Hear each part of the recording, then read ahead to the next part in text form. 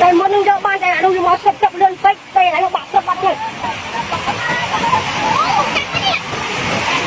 Chạy toàn xe.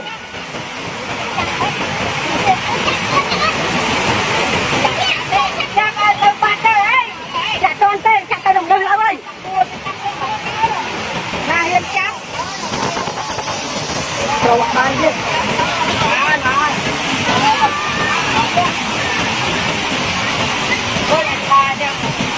Tôi con này tới đây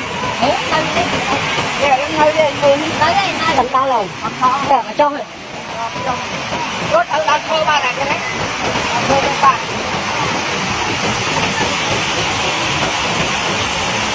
nên anh nhầm ai trong con chơi rồi anh nhầm đang hết tao chơi thầy này thầy quan này này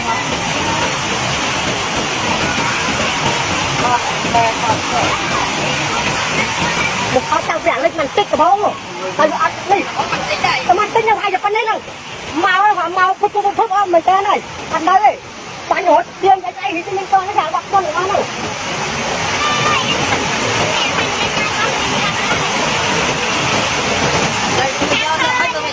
này mình như ai là chắc extra này cho đảng bạc con mình phải cho mình chơi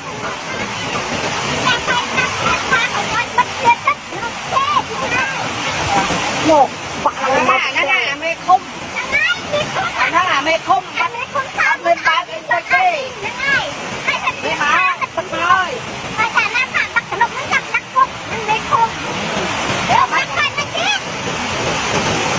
nhưng ai tập liên nhang nó nơi chị nó nóng ban đây mau rồi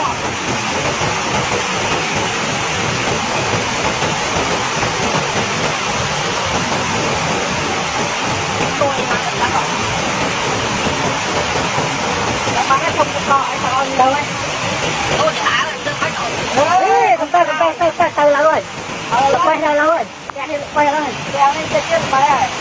Mà nó chắc đang từ đang bực tất tất không qua cái đấy. Bực sao năng mình. Bực sao là cái đấy.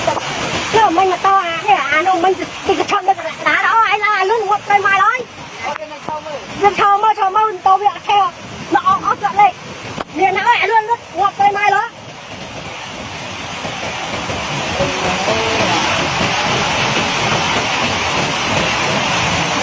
Rồi mà lúc không cho ba cho tôi gặp nào không tôi không không cái tới đây này rồi mà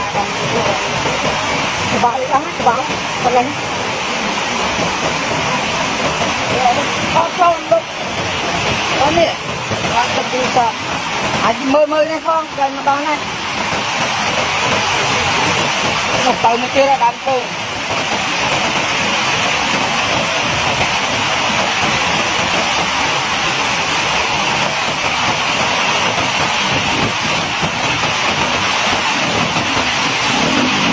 mà nó không chơi ai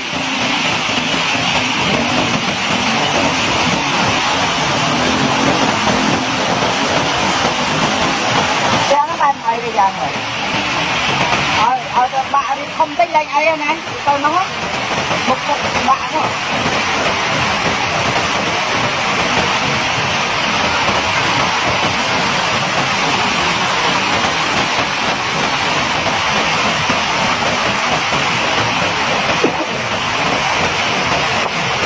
chặt luôn đi cho nào khinh mà ôi mà biết là tao lỡ bạn đây tao lỡ thuyền là tao lỡ bạn đây chim to hết nó mà sẽ nhẹ nhõm đấy nhưng mà lại là mất đất thôi nhá trên mắt thịt hao là bị có phân lưu rồi mà mắc bay thì này mà tay à